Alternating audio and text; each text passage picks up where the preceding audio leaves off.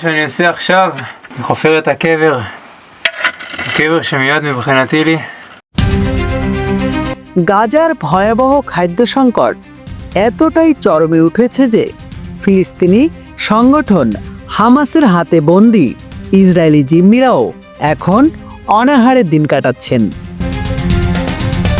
নিজের কঙ্কালসার দেহ নিয়ে ইভেটার ডেভিল নামে 24 বছর বয়সী এক তরুণ জিম্মি ইসরায়েলি প্রধানমন্ত্রী বেনিয়ামিন নেতানিয়াহুর কাছে করুণভাবে অনুরোধ করেছেন যুদ্ধ থামিয়ে তাদের মুক্তির ব্যবস্থা করতে।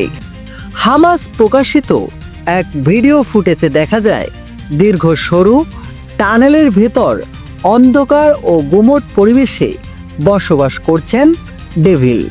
তিনি বলছেন, আমি দিনের পর দিন শুধু ডাল আর বিন খেয়ে বেঁচে আছি। অনেক দিন খাবারও দেওয়া হয় না। আমি নিজেই আমার কবর খুঁড়ছি। প্রধানমন্ত্রী নেতানিয়াহুকে অনুরোধ করছি, আমাকে এবং আমার সাথে সবাইকে এই নরক থেকে মুক্ত করুন। নেয়ামুন নাকিব, বাঙালিরা নিউজ বাংলা, ঢাকা।